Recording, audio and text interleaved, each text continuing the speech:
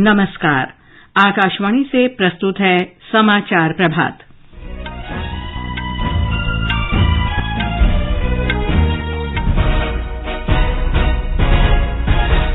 प्रधानमंत्री नरेंद्र मोदी आज हिमाचल प्रदेश के मंडी में पड्डल मैदान में युवा रैली को संबोधित करेंगे।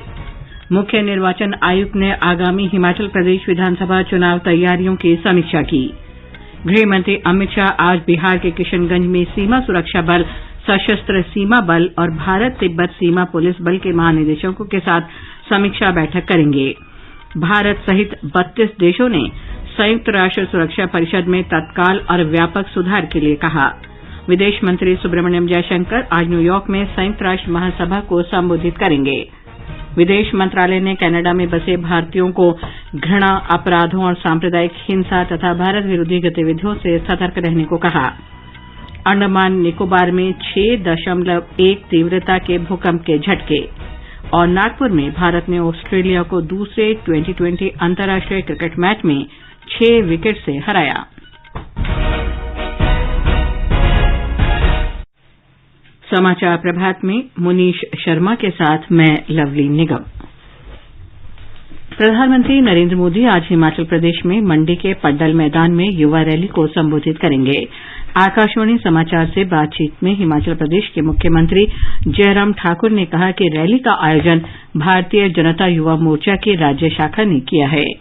प्रधानमंत्री जी का हिमाचल के प्रति एक अलग से स्नेह है, एक बहुत ज्यादा उनके हिमाचल प्रदेश के लोगों के साथ एक भावनात्मक रिश्ता है। उस रिश्ते को वो आज भी उसी तरह से कायम रखते हैं जो वर्षों से जब संगठन का कार्य करते थे। तो आज मुझे बात को लेकर के प्रसन्नता है कि हिमाचल प्रदेश को विकास की राह पर आगे बढ़ाने के लिए जहाँ प्रधानमंत्री जी का बहुत बड़ा योगदान रहा है और हम सब लोग हिमाचल वासी प्रधानमंत्री नरेंद्र मोदी जी का बेसब्री से इंतजार कर रहे हैं। हमारे संवाददाता ने बताया है कि युवा बड़ी संख्या में रैली में हिस्सा लेंगे। प्रधानमंत्री नरेंद्र मोदी आज मंडी जिले के ऐतिहासिक पड्डल मैदान में भारतीय जनता युवा मोर्चा की ओर से आयोजित युवा विजय संकल्प रैली को संबोधित करेंगे। रैली का आयोजन राज्य में भाजपा के चुनाव अभियान को गति देने के लिए किया जा रहा है। भारतीय जनता युवा मोर्चा के राष्ट्रीय अध्यक्ष तेजस्वी सूर्य ने कहा कि मंडी में इस रैली को आयोजित करने के लिए युवा मोर्चा और पार्टी ने 1 साल तक व्यवस्थित रूप से काम किया है। उन्होंने कहा कि इस मेगा इवेंट में 1 लाख से अधिक युवा भाग लेंगे। इस बीच रैली में शामिल होने के लिए राज्य के विभिन्न हिस्सों से लोग सुबह से ही बड़ी संख्या में पहुंचने लगे हैं। यह पहली बार है कि कोई प्रधानमंत्री किसी मोर्चा रैली को संबोधित करेंगे। उम्मीद है कि प्रधानमंत्री जनता के बीच पहुंचेंगे और आगामी राज्य विधानसभा चुनावों में राज्य सरकार द्वारा किए गए कार्यों के लिए समर्थन मांगेंगे। संजीव सुंद्रियाल, आकाशवाणी समाचार, मंडी, हिमाचल प्रदेश। हिमाचल प्रदेश में इस वर्ष विधानसभा चुनाव कराए जाने की संभावना है। मुख्य निर्वाचन आयुक्त राजीव कुमार और निर्वाचन आयुक्त अनूप चंद्र पांडेय के नेतृत्व में निर्वाचन आयोग की एक टीम ने कल शिमला में हिमाचल प्रदेश विधानसभा के आगामी चुनाव के लिए तैयारियों की समीक्षा की।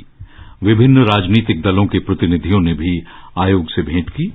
चुनाव आयोग की टीम ने राज्य पुलिस और केंद्रीय सशस्त्र पुलिस बलों के नोडल अधिकारियों और मुख्य सचिव तथा पुलिस महानिदेशक के साथ भी एक समीक्षा बैठक की। उन्होंने सभी संभागीय आयुक्तों, उपायुक्तों और पुलिस अधीक्षकों के साथ भी समीक्षा बैठक में भाग लिया। अधिकारियों ने राज्य में विधानसभा चुनाव का सुचारू संचालन सुनिश्चित करने के लिए किए गए उपायों से आयोग को अवगत कराया। आयोग ने स्वतंत्र, निष्पक्ष और प्रलोभन मुक्त चुनाव के लिए आवश्यक उपायों पर विचार करने के लिए कानून लागू करने वाली एजेंसियों के साथ भी बैठक की। गृहमंत्री अमित शाह आज बिहार के किशनगंज में सीमा सुरक्षा बल, सशस्त्र सीमा बल और भारत तिब्बत सीमा पुलिस बल के महानिदेशकों के साथ सीमा सुरक्षा के मुद्दे पर समीक्षा बैठक करेंगे।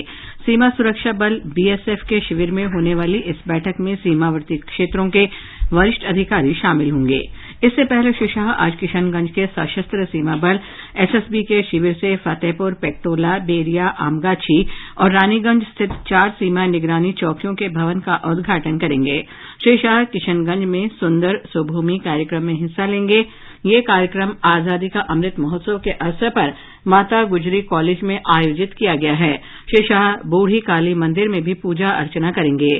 गृह मंत्री ने कल बिहार में मौजूदा राजनीतिक स्थिति की समीक्षा के लिए भारतीय जनता पार्टी के सांसदों, विधायकों और पार्टी पदाधिकारियों के साथ बैठक की थी। भारत सहित 32 देशों ने मौजूदा वैश्विक वास्तविकताओं के अनुरूप संयुक्त राष्ट्र सुरक्षा परिषद में तत्काल और व्यापक सुधार करने की मांग की है। न्यूयॉर्क में संयुक्त राष्ट्र महासभा की बैठक के अवसर पर इन देशों ने एक संयुक्त वक्तव्य में कहा है कि वो अंतर्राष्ट्रीय शासन व्यवस्था को अधिक समावेशी और सहभागितापूर्ण बनाने के लिए काम करने के प्रति संकल्पबद्ध हैं, ताकि विकास संबंधी चुनौतियों, गरीबी, जलवायु परिवर्तन, महामारी, खाद्य सुरक्षा, अंतर्राष्ट्रीय संकटों और आतंकवाद का समाधान किया जा सके। वक्तव्य में कहा गया है कि सुरक्षा परिषद में सुधार में देरी से वैश्विक शांति और सुरक्षा पर गंभीर प्रभाव पड़ रहा है और संयुक्त राष्ट्र घोषणा पत्र के इन सिद्धांतों पर अमल करने में भी व्यवधान हो रहा है। विदेश मंत्री डॉक्टर सुब्रमण्यम जयशंकर आज न्यूयॉर्क में संयुक्त राष्ट्र महासभा के 77वें अधिवेशन को संबोधित करेंगे। डॉक्टर जयशंकर संयुक्त राष्ट्र महासभा के उच्च स्तरीय सप्ताह के दौरान भारतीय शिष्टमंडल का नेतृत्व कर रहे हैं। सम्मेलन का विषय है एक ऐतिहासिक क्षण, सामूहिक चुनौतियों के लिए परिवर्तनकारी समाधान।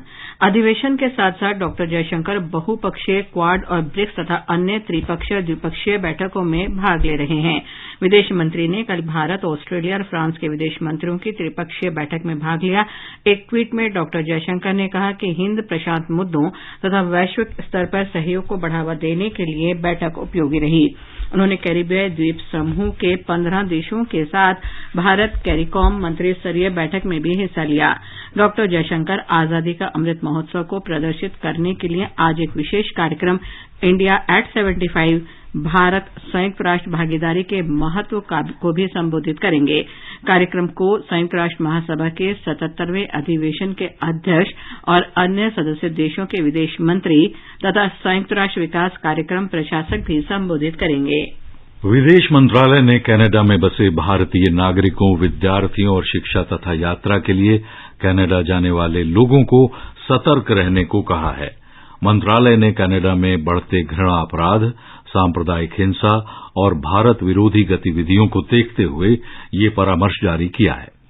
विदेश मंत्रालय और कनाडा में भारतीय उच्चायोग तथा महावाणिज्यिक दूतावास ने वहां के अधिकारियों से इन घटनाओं के बारे में बातचीत की है। उन्होंने इन अपराधों की जांच करने और इस बारे में उचित कार्रवाई करने का आग्रह भी किया है। मंत्रालय ने कहा है कि अब तक दोषियों पर कोई कार्रवाई नहीं की गई है। भारतीय नागरिकों तथा विद्यार्थियों को टोरंटो और वैंकूवर में भारत के महावाणिज्यिक दूतावास और ओटावा में भारत के उच्चायोग में पंजीकरण कराने का परामर्श भी दे दिया गया है। पंजीकरण वेबसाइट या मदद पोर्टल madad.gov.in के जरिए किया जा सकता है। शंघाई सहयोग संगठन के सदस्य देशों के महाअभियोजकों की 20वीं बैठक कल कजाकिस्तान के अस्ताना में आयोजित की गई। सॉलिसिटर जनरल तुषार मेहता ने अंतर्राष्ट्रीय आर्थिक अपराधों से निपटने में संयुक्त राष्ट्र सम्मेलन के 2 प्रस्तावों के समर्थन के भारत सरकार की पहल का उल्लेख किया। इनमें सीमा पार संगठित अपराध के खिलाफ संयुक्त राष्ट्र कन्वेंशन और इसके 3 मसौदे तथा भ्रष्टाचार के विरुद्ध संयुक्त राष्ट्र कन्वेंशन शामिल है।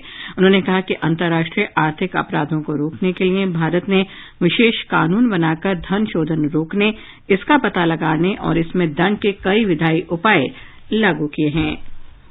ये समाचार आकाशवाणी से प्रसारित किए जा रहे हैं।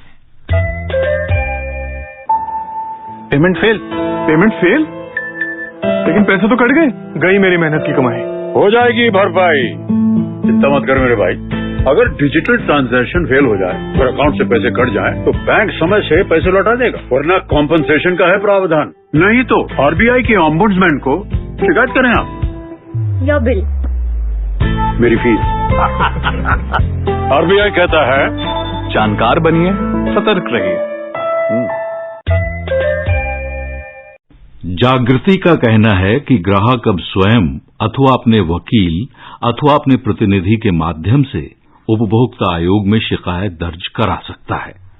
उपभोक्ता मामले विभाग, भारत सरकार द्वारा जनहित में जारी। जागो ग्राहक जागो। समाचार प्रभात में एक बार फिर आपका स्वागत है। सरकार ने कहा है कि देश में चावल के अतिरिक्त भंडार के कारण अंतर्राष्ट्रीय बाजार और पड़ोसी देशों की तुलना में चावल की घरेलू कीमत नियंत्रित रहेगी। उपभोक्ता मामले, खाद्य और सार्वजनिक वितरण मंत्रालय ने एक बयान में कहा कि पिछले साल धान के न्यूनतम समर्थन मूल्य में 5.15% की बढ़ोतरी की गई थी। उसने कहा कि न्यूनतम समर्थन मूल्य अन्य पैदावार लागत में वृद्धि के कारण चावल की कीमत में वास्तविक बढ़ोतरी लगभग 3% है। मंत्रालय ने कहा कि चावल की घरेलू कीमत सामान्य स्तर पर है और ये नियंत्रित रहेगी। और आगे बढ़ने से पहले अब एक नजर मुख्य समाचारों पर। प्रधानमंत्री नरेंद्र मोदी आज हिमाचल प्रदेश के मंडी में पड्डल मैदान में युवा रैली को संबोधित करेंगे। मुख्य निर्वाचन आयुक्त ने आगामी हिमाचल प्रदेश विधानसभा चुनाव तैयारियों की समीक्षा। गृहमंत्री अमित शाह आज बिहार के किशनगंज में सीमा सुरक्षा बल, सशस्त्र सीमा बल और भारत तिब्बत सीमा पुलिस के महानिदेशकों के साथ समीक्षा बैठकें करेंगे। भारत सहित 32 देशों ने संयुक्त राष्ट्र सुरक्षा परिषद में तत्काल और व्यापक सुधार के लिए कहा है। विदेश मंत्री सुब्रमण्यम जयशंकर आज न्यूयॉर्क में संयुक्त राष्ट्र महासभा को संबोधित करेंगे। विदेश मंत्रालय ने कनाडा में बसे भारतीयों को घृणा अपराधों, सांप्रदायिक हिंसा और भारत विरोधी गतिविधियों से सतर्क रहने को कहा है। अंडमान निकोबार में 6.1 तीव्रता के भूकंप के झटके और नागपुर में भारत ने ऑस्ट्रेलिया को दूसरे T20 अंतर्राष्ट्रीय मैच में 6 विकेट से किया पराजित। देश भर में धूम मचाए ज्ञान का ये उपहार, मोबाइल पे आजादी क्वेस्ट आया आजादी का इतिहास। डाउनलोड करे आजादी क्वेस्ट, खेलो जीतो ढेरों इनाम, मौका पाए जुड़ने का रेडियो और डीडी के साथ। सिर्फ खेल नहीं उत्सव है, आजादी का अमृत महोत्सव है, आजादी का अमृत महोत्सव है। डाउनलोड करें आजादी क्वेस्ट ऐप और पाएं ढेरों इनाम। उपराष्ट्रपति जगदीप धनखड़ आज नई दिल्ली में हरिजन सेवक संघ की 90वें स्थापना दिवस पर आयोजित सद्भावना सम्मेलन को संबोधित करेंगे। संगठन के देशभर से 1000 से अधिक कार्यकर्ता इस सम्मेलन में भाग लेंगे। राष्ट्रपिता महात्मा गांधी ने 1932 में हरिजन सेवक संघ की स्थापना की थी। इसका उद्देश्य अस्पृश्यता मिटाने तथा जाति, पंथ, लिंग और वर्ण आधारित सभी प्रकार के अन्याय, तिरस्कार और भेदभाव मुक्त समाज बनाना था। एक रिपोर्ट।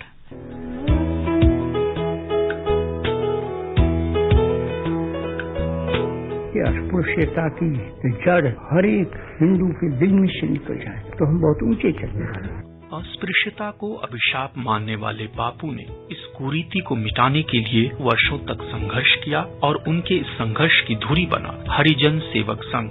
पूना समझौते के बाद वंचितों के सामाजिक और आर्थिक सशक्तिकरण के लिए सन 1932 में गांधी ने इस अखिल भारतीय संगठन की नींव रखी।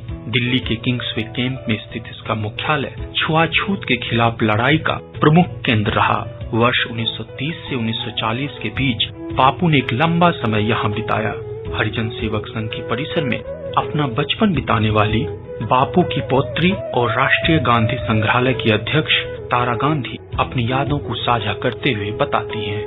बापू जी और बा आए, क्या खुशी थी हमारी लिए। और मैं और राजमोहन, मुझे याद है एक फोटो भी है जहाँ बापू जी ने सर्दी के दिन ही रहे होंगे क्योंकि चादर से हम दोनों को अपनी गोदी में बिठा के लपेटा हुआ उन्होंने। और हम तो इतने मस्त थे और जंगलों में खेलने जाते थे, लेकिन बा और बापू जी के रहते हुए माँ को एक चिंता सताती थी। लेकिन मैं और मोहन जाते थे, अपने कपड़े बहुत गंदे करके आते थे और माँ हमें साफ करने में लग जाती थी क्योंकि बा और बापू जी आए थे, उनको सफाई पसंद थी और हमें लगता था हम कब जाके बाकी गोदी में बैठ जाएं।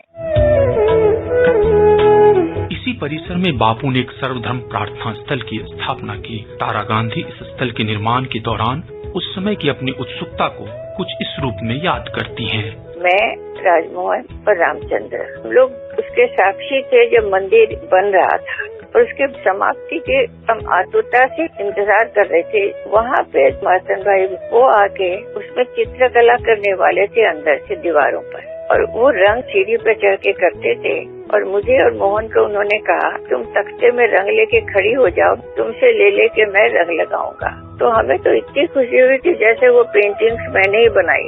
तो अभी भी मैं जब जाती हूँ तो चित्रों को देखती हूँ, अद्भुत है वो। कुछ उसमें बौद्ध शैली है, कुछ उनकी अपनी मौलिकता है। लगभग 20 एकड़ में फैले इस परिसर में गांधी और कस्तूरबा का घर, उनका निजी सामान और सर्वधर्म प्रार्थना स्थल जैसे कई ऐतिहासिक धरोहरों को आज भी सहेज कर रखा गया है। हरिजन सेवक संघ के अध्यक्ष शंकर कुमार सान्याल बताते हैं कि स्कूली शिक्षा से लेकर गांधी के सत्याग्रह और सर्वोदय की सोच पर आधारित कई रचनात्मक कार्यों को आज भी यहाँ बखूबी अंजाम दिया जा रहा है। यहाँ पर स्कूल है, गर्ल्स का हॉस्टल है, नेचुरोपैथी सेंटर है, महादेव देसाई लाइब्रेरी है, किताब है more than 10,000 और इंटरप्रिटेशन सेंटर है, धर्मस्तंभ है और इसका साथ साथ कस्तूरबा म्यूजियम है।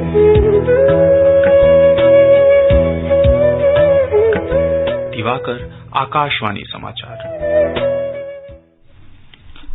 भारत का सबसे बड़ा लोक सेवा प्रसारक आकाशवाणी समाचार आजाद भारत की बात आकाशवाणी के साथ श्रृंखला में स्वतंत्रता के 75 वर्ष पूरा होने का उत्सव मना रहा है। ये कार्यक्रम आकाशवाणी के माध्यम से जीवन के विभिन्न क्षेत्रों में स्वतंत्रता के बाद भारत की विकास यात्रा के बारे में जानकारी देता है। आज के इस अंक में हम आपके लिए देश में कारोबारी सुगमता में सुधार के लिए उठाए गए कदमों की जानकारी लेकर आए हैं।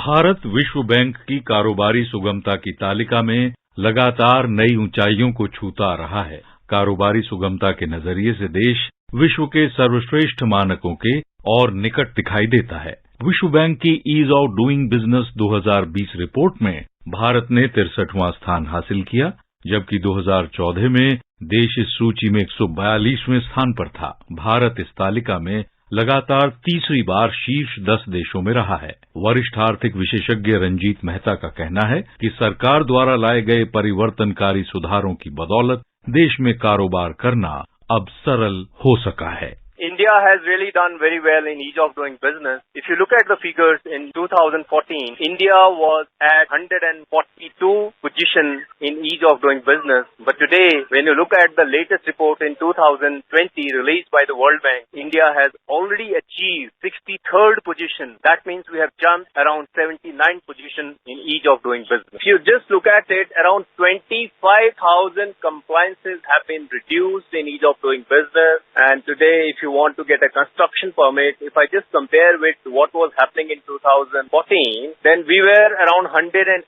out of 190 countries in construction permit. But today we are 27. Ease of doing business is very important. We really want that foreign investors should come in India and invest in Indian market. The way the government has been working very hard on improving the ease of doing business, we have definitely got a lot of success. We have done so well. 2014 में प्रधानमंत्री नरेंद्र मोदी के सत्ता संभालने के तुरंत बाद भारत के आर्थिक दृष्टिकोण और कार्यनीति में एक आदर्श बदलाव आया। इस कार्यनीति का एक महत्वपूर्ण हिस्सा निवेश को आकर्षित करने, रोजगार के अवसर पैदा करने तथा आर्थिक गतिविधियों और संपत्ति के सृजन के लिए एक अनुकूल कारोबारी माहौल बनाना था। आज का नया भारत नई दुनिया के साथ चलने के लिए तैयार है, तत्पर है। जो भारत कभी विदेशी निवेश से आशंकित था, आज वो हर प्रकार के निवेश का स्वागत कर रहा है। जिस भारत की टैक्स से जुड़ी नीतियों से कभी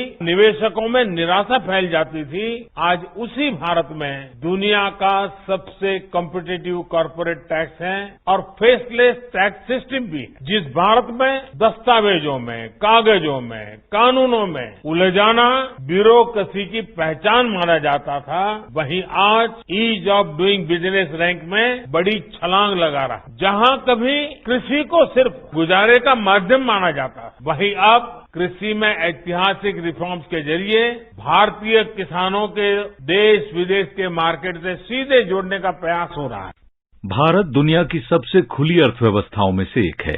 ये देश में वैश्विक कंपनियों का स्वागत कर रहा है। उन्हें यहां आने और अपनी उपस्थिति दर्ज कराने के लिए बहुत कम देश ऐसे अवसर प्रदान करते हैं जैसे आज भारत कर रहा है। विभिन्न मंत्रालयों ने कारोबारी प्रक्रिया के समूचे चक्र में कई सुधारों को लागू किया है। इन सुधारों का फोकस व्यवसाय शुरू करने में लगने वाले समय को कम करने, व्यवसायों के लिए जरूरी अनुमतियां देने में तेजी लाने, आयात और निर्यात को सुविधाजनक बनाने तथा वाणिज्यिक विवादों के समाधान को तेज करने पर रहा है। कॉर्पोरेट टैक्स को वैश्विक परिस्थितियों के अनुकूल प्रतिस्पर्धी बना दिया गया है। सरकार ने कई संहिताओं में फैले श्रम कानूनों को अब सिर्फ 4 श्रम संहिताओं में समेट लिया है ताकि श्रमिकों के हितों की रक्षा हो और श्रम विवादों का फौरन समाधान किया जा सके। 2016 में कॉर्पोरेट दिवाला के मामलों से निपटने के लिए भारत की दिवाला और शोधन अक्षमता संहिता IBC में एक आदर्श बदलाव किया गया है। सभी राज्यों और केंद्र शासित प्रदेशों को कारोबारी माहौल में सुधार की मुहिम में शामिल किया गया है।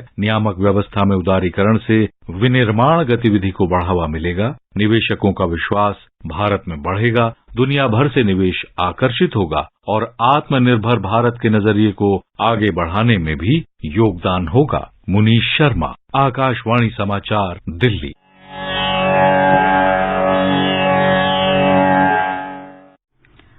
सुर्खियों में सवेरे कार्यक्रम में आइए अब सुनते हैं देश के कई हिस्सों में हो रही भारी बारिश और मौसम के पूर्वानुमान पर चर्चा।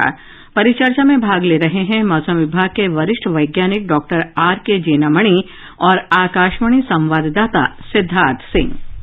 डॉक्टर जेनामणि, आपसे सबसे पहले जानना चाहेंगे कि जाते हुए मानसून में हो रही भारी बारिश का क्या कारण है? देश के किन किन हिस्सों को भारी बारिश का सामना करना पड़ रहा है?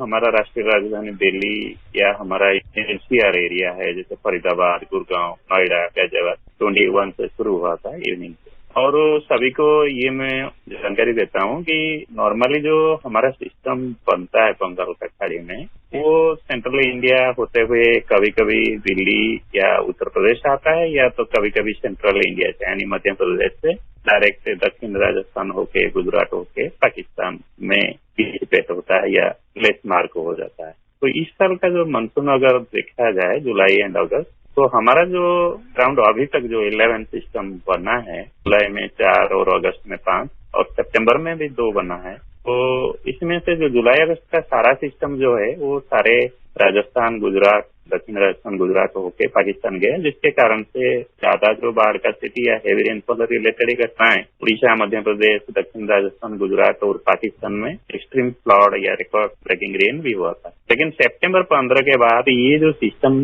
जैसे पिछले 15 से 18 सितंबर एकदम आया था, लखनऊ में जो बाढ़ का स्थिति हुआ था और काफी जगह में एकदम हेवी रेनफॉल हुआ था, दिल्ली में भी इम्पैक्ट रेन हुआ था। उसके बाद ये सेकंड सिस्टम है जो 21 से ऑनवर्ड जो है उड़ीसा से आके ग्वालियर के आसपास या गुना के आसपास जो है वहाँ ऑलमोस्ट वहाँ परसिस्ट है, एक ही जगह पर रुका हुआ है वो सिस्टम। और उसके साथ साथ जो आता है वेस्टर्न डिस्टर्बेंस पश्चिम से, वो उसके साथ इंटरेक्ट कर रहा है। तो ऐसे सारा जो इंटरेक्शन और सिस्टम आके एक जगह में रुक जाना, लेकिन पिछले 8 दिन के अंदर ये 2 सिस्टम जो लगातार दिल्ली के आसपास जो आके रुक जाता है, उसके कारण से रेन बढ़ा है।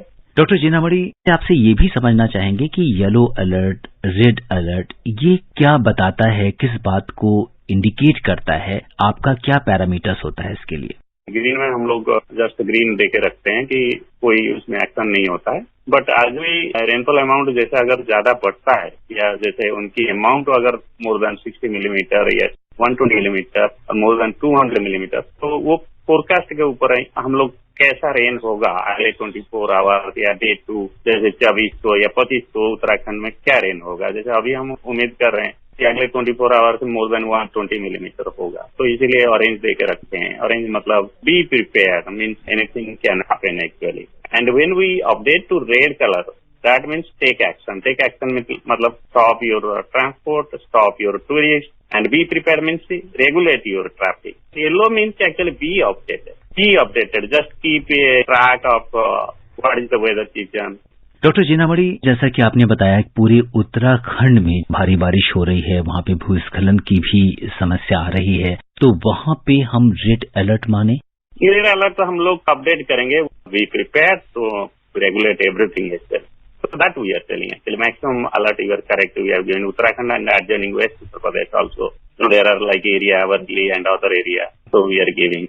आप इस बारिश को एक नॉर्मल ट्रेंड मानते हैं या कहीं न कहीं आपको कुछ असामान्य चीज दिखाई देती है इसमें? देखिए, साइंटिफिकली अगर रिसर्च का बात करेंगे using past data, one thing is establish की जो इंटेंस रेनफॉल या वेरी हेवी रेनफॉल या एक्सट्रीमली हेवी रेनफॉल जो फ्लड कराता है या लोगों को अचानक इफेक्ट करता है या लोग बह जाते हैं, जैसे वर्ल्ड वाइड हम देखेंगे because this global warming and that because of that temperature is increasing. So there has been change in the hydrological or rainfall in terms of the intensity or in terms of the duration also or number of rainy days. Doctor Jenamani, जब भी मौसम की बात होती है और हम ये कहते हैं कि भारी बारिश हो रही है या इस तरह की एक एब्नॉर्मलिटी देखी जाती है, तो वेस्टर्न डिस्टर्बेंस एक ऐसा शब्द है जो बार बार सुनने में आता है, यानी पश्चिमी विक्षोभ का जिक्र होता है. आपसे समझना चाहेंगे कि ये वेस्टर्न डिस्टर्बेंस या पश्चिमी विक्षोभ क्या है, इसे आप कैसे परिभाषित करेंगे? जब भी कोई मेजर वेदर होता है, चाहे ठंड हो, गर्म हो, हेवी रेन हो, विंटर में कोहरा हो, या जो भी, उत्तर भारत में हम लोग उसको वेस्टर्न डिस्टर्बेंस आना जाने के ऊपर या वेस्टर्न डिस्टर्बेंस लोकेशन के ऊपर बात करते. हमारा जम्मू कश्मीर, हिमाचल प्रदेश, उत्तराखंड जो पश्चिम हिमालय का पहाड़ी इलाका है और उसके साथ साथ जो आर्जेनिक प्लेन एरिया है, जैसे राजस्थान है और हमारा दिल्ली उसमें आता है, पंजाब, हरियाणा, ये बहुत सारा कंट्रोल होता है जो सिस्टम पश्चिम से आता है. पश्चिम मीन्स वेस्टर्न. और डॉक्टर जेनामणि, दोबारा से आप एक बार बता दीजिए कि ये जो भारी बारिश है ये कब तक चलेगी? जो मेनली उत्तराखंड के लिए मेनली हमारा वार्निंग है 24 एंड 25. और उसकी जो निचली इलाका जो पश्चिम उत्तर प्रदेश है उसके लिए भी वही लगभग ऑरेंज कलर वार्निंग है. और बाकी जो हरियाणा, जो दक्षिणी हिस्सा हरियाणा है, एनसीआर दिल्ली है और पूर्व राजस्थान है, रेन होगा. 26 से रेन नहीं होगा. ये जो प्लेन एरिया है ये क्लियर हो जाएगा और आपको पूरा फाइन वेदर मिलेगा. डॉक्टर जेनामणि, आपका आकाशवाणी समाचार से जुड़ने के लिए बहुत बहुत धन्यवाद और आभार. Thank you. नमस्ते. अभी आप सुन रहे थे देश के कई हिस्सों में हो रही भारी बारिश और मौसम के पूर्वानुमान पर चर्चा. इसमें भाग ले रहे थे मौसम विभाग के वरिष्ठ वैज्ञानिक डॉक्टर आर.के. जेनामणि और आकाशवाणी संवाददाता सिद्धार्थ सिंह. अंडमान और निकोबार द्वीप समूह की कैंपबेल खाड़ी में आज तड़के 2:30 बजे भूकंप के झटके महसूस किए गए. रिक्टर पैमाने पर इसकी तीव्रता 6.1 मापी गई. जान माल के नुकसान की कोई खबर नहीं है. भारत ने दूसरे T20 क्रिकेट मैच में ऑस्ट्रेलिया को 6 विकेट से पराजित किया है. भारत ने 3 मैचों की श्रृंखला में 1-1 से बराबरी कर ली है. कल रात नागपुर में वर्षा के कारण मैच 8-8 ओवर का कर दिया गया था. भारत ने 91 रन का लक्ष्य 4 गेंद शेष रहते ही हासिल कर लिया. Player of the match Rohit Sharma ने सिर्फ 20 गेंद में 46 रन बनाए.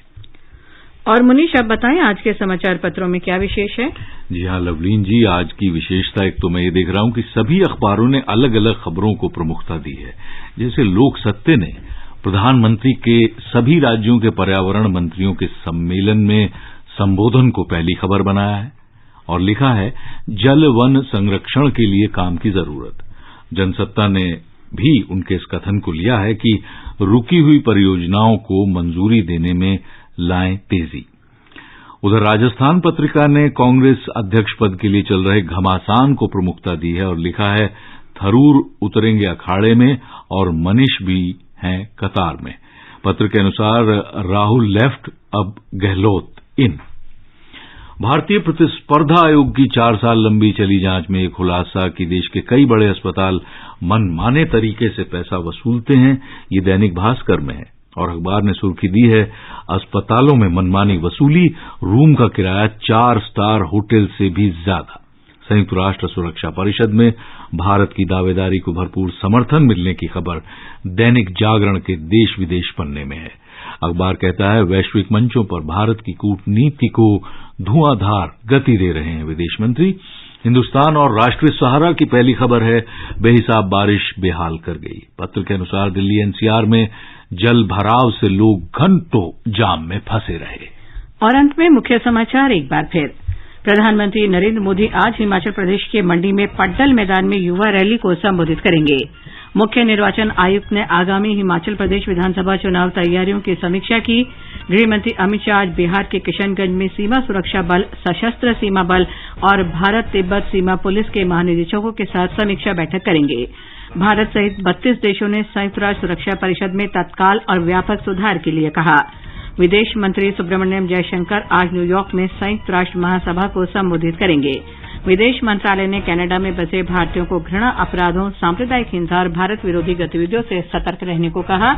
और नागपुर में भारत ने ऑस्ट्रेलिया को दूसरे T20 अंतर्राष्ट्रीय क्रिकेट मैच में 6 विकेट से हराया। अंडमान निकोबार द्वीप समूह में 6.1 तीव्रता के भूकंप के झटके। इसके साथ ही समाचार प्रभात का ये अंक समाप्त हुआ। नमस्कार।